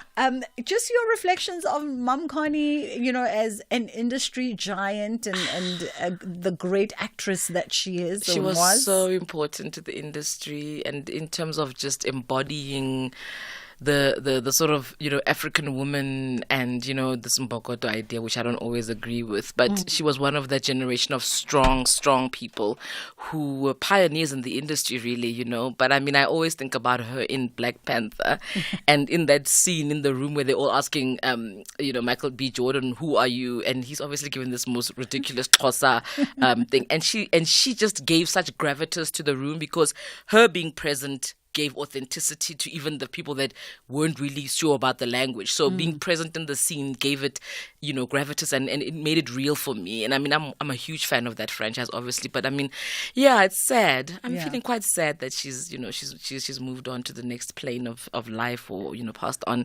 But we celebrate her life. We celebrate her contribution to our industry, which was really, really huge. I mean, people who were doing the voice notes there talk about how she was about loving ourselves as Africans. That narrative is something that we still have to refocus and remind ourselves all the time. So I think the most important thing I would say about her is that she is important. She was important. Absolutely. And as we wrap up the tribute to Mam Connie, in fact, she had said in a 2022 or in a 2022 interview, she had said that when asked how would she like to be remembered, she said, I have impacted each and every person in a different way. And whatever way I have impacted you, remember me in that way. Let's switch focus now and talk mental health in our last few moments. Yeah. So we're here to talk about the correlation between mental health and financial health. Yes. Right? And I can see how the two go hand in hand. Absolutely. And it's a cycle, right? This sort of interplay between mental health and financial stability can create this cyclical thing. I've actually got an image of that cyclical thing right now, which is mental health problems make it harder to earn. Then you get into financial difficulty. Then financial difficulty causes stress and anxiety, made worse by collections activities. Those people who phone you about the debt, those people really cause anxiety. And then it moves to mental health problems again. And, I think the unfortunate thing about the struggles that some people have with their mental health, and then when you end up in sort of debt or in financial issues, is then it becomes, can I afford the mental health care that I need? And people then, the first thing you take off is, I'll take off my medical aid. But if you have a mental health challenge and you're kind of reducing the amount of money or resources you can do to manage it, it can kind of make things worse, leading to people who die by suicide, people who unalive themselves. And I think it is about finding out, what, depending on what your condition is. With bipolar, it's always easy. When you're manic, you go on spending sprees. My friend Luan and I always talk about this idea that once you have a bit of money in the account, now you're just like Miss Party and you're spending and looking for dopamining, because I think a lot of our mental health conditions have this sort of dopamining element, which I'm looking for dopamine. I wake up in the morning, my dopamine is low. Okay, so I get my first dopamine hit from my phone. Someone liked my Instagram, my next. So there is behaviors linked to the particular mental health struggles, mine being bipolar, but depressive people often get caught up in the cycle of depression and anxiety because the finances are creating the first problem, the original problem, and that cycle is that's very difficult to get out of, Bridget. Yeah. And in fact, research does speak to exactly what you're saying, Kopano, that economic difficulties significantly increase stress levels that lead to mental health challenges like anxiety and depression. Yeah. And then on the converse, the mental health conditions can also impair the financial decision making. And when you're not okay, when you're not quite yourself, the decisions that you can make can be impulsive, right? And then you look back, you're like, what was I on during that time? But it is this idea of, I'm looking for a hit of happiness. I'm really low, or I'm manic. And when you're manic, many decisions can get made that actually, wouldn't normally make if you were just your normal Bridget. So I think between depression and bipolar and all the other mental health conditions, the challenges are different in terms of what happens with you and money. Yeah. But the main thing is to have a plan, I think, Bridget, and a stable plan about your money. In that way, your budget, making sure that you stick to your budget and that kind of way. Because if you don't get caught in the cycle, if you begin by planning your money, the chances of getting caught in that horrible cycle become less and less. And I think really we need to have bigger conversations around how we spend our money as South Africans. Because I think a lot of us come from, if you grow up poor and you grow up in a certain way, when you start making money and you start having disposable income, what do you spend your money on is the next question we really should be asking ourselves, Yeah. And while we also focusing on that, I mean, is it a fair question to ask that someone who's dealing with mental health issues then be in a conscious and healthy state enough where they are even able to manage personal finances? I think unless you're having an acute attack, unless something has really pushed you to the point where you're not managing anymore. Most of us manage our mental health. I think the thing about mental health is I don't look a certain way. You know, you would not walk up to me and say, hey, you have bipolar. You know, most of us are managing in any way that we can, but sometimes something triggers that. You know, people lost their jobs during COVID. You know, some still haven't recovered. You know, you were fine until this major event happened, and now you are spinning. And that is where, you know, it becomes really important for people to seek the mental health care. Get yourself to a doctor, get yourself medicated, seek therapy. Again, the same thing we always say, those three. Because if an acute event is what triggered it, then you need to find almost like a new coping mechanism over and above where you've been stable, you know. And those people who are trained are so good at kind of helping you figure out the day-to-day so that you don't get caught in the sort of struggle. And I think a lot of our mental health things end up in cycles. And then who's going to help you break that cycle? Your doctor.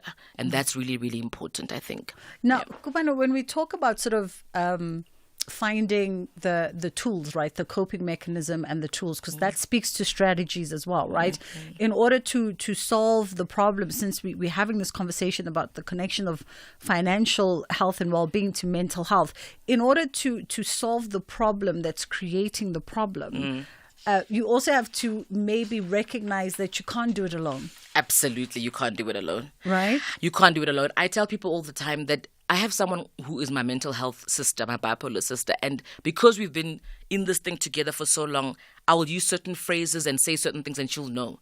I think the thing about mental health is that it can make people feel isolated, especially in families where they don't acknowledge it, or you are being told, oh, you're living a nice life. Because quite often, the most successful of us in the family are the ones that are dealing with these mental health challenges. So people are like, no, but you've left the township.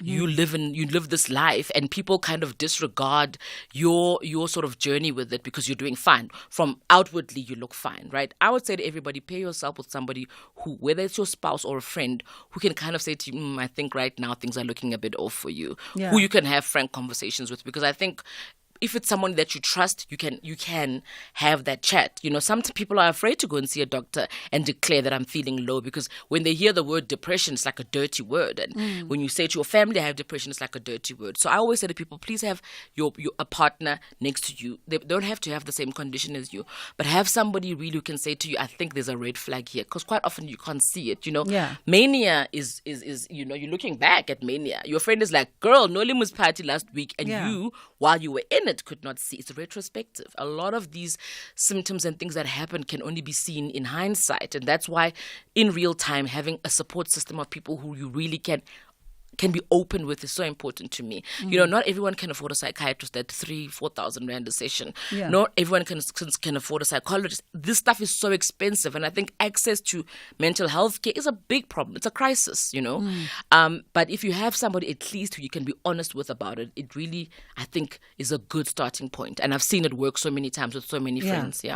You know, you touched on something there, and I know that we're fast running out of time, but you touched on the sort of the other perception that people have. We have, as society, we have our own visual of what a person who's struggling with mental health would look like, in inverted commas, right? And if you are successful, as you say, if you are successful and you have managed to make something of yourself, and the perception of you don't have problems. But there's a real also potential there as well, right? Because the stresses that come with that success is something that we often disregard as just the pressures of life. Absolutely. And when you are a first in the family, right? And I don't like to call it black tax, but I think you become responsible for so many things that you wouldn't necessarily be responsible for. So quite often the people that do look successful are the ones that are carrying the people behind them and trying to bring the family along. But I also think anxiety, for example, as a symptom for people that are overperformers or people who are doing well. A lot of us live with anxiety, and that quite often has a dual effect of pushing you to go further, but also debilitating you, right? Because many of the people that stay awake all night to study for an exam, anxiety has a place. Really, it does have a place to push you forward. But when it gets to the point where now I can't move, that is where anxiety becomes an issue. So it does not have a face. There are people who look fine and then tomorrow they've unalived themselves. So I want to say to everybody right now, you shouldn't try and diagnose people or say you don't think they have a condition, because you're not trained to and you're not walking in their shoes. The only way that we can be fair, because it doesn't say mental health. It doesn't have a D on your forehead. Is to say to people, accept that some people are going through something that you don't understand. And that doesn't mean, devalue their experience. And so often the most successful of us are the ones that are dealing with the most. Because, as Black people, you're looking after family, you're looking after sisters and brothers, you're educating them. So yes, you're successful, but the thing that comes with it, especially when you're Black in South Africa, is that, I'm looking after so many people. So it's a difficult thing to kind of maneuver and deal with. So many successful people have unalived themselves, Bridget. You've seen people who are at a party this weekend. Monday, they've taken their life because depression doesn't have a face. You don't look depressed. You don't seem depressed, but only you know what's really going on in your mind, So again, it's about open conversations more than anything else. You can be saved by having honest conversations with people and saying, I'm down. I can't afford this. Okay, say to your family, this month I can't handle this. Have the real conversations. Don't try and be a savior, because I've seen so many people who tried to save everyone, couldn't save themselves. Sure. And we have to leave it on that very sobering note for this afternoon. And, I know that we oftentimes say if any of the sort of touch points that Kopano has spoken about here today resonate with you, that the South African Anxiety and Depression Association is there as a lifeline. But there are also other resources. It might just require you to dig a little bit deeper. I know that there are other resources where there's apps even, and young psychologists offer their services that are super cheap, and you can find a therapist on there that you can deal with virtually. Yeah. All of that opened up during COVID, and I think there are ways to kind of try and do it at a fraction of the budget. We know how expensive mental health care is. That is absolutely a problem. It's a travesty that is the case. But guys, please just speak up. Just speak up. Find one person. Find one person. Kopano, we always appreciate the time. That was Kopano Cohen. She is a mental health advocate. That is where we leave it from our end. Ashraf Gad is coming through with the team 3 until 6 o'clock. Inshallah, God willing, we get to do it again tomorrow.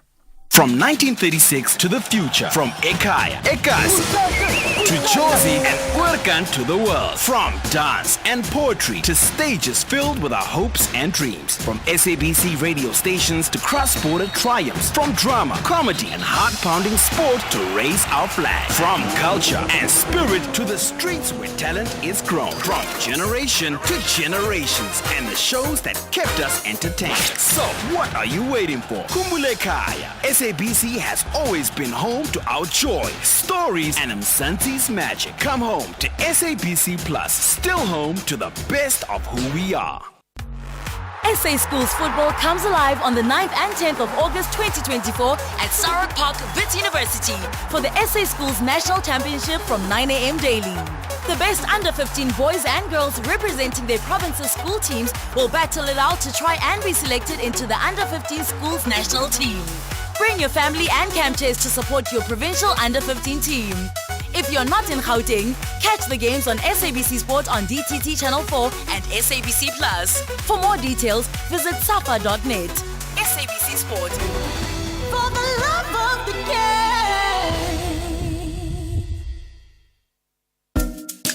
SAFM is celebrating its 88th birthday, and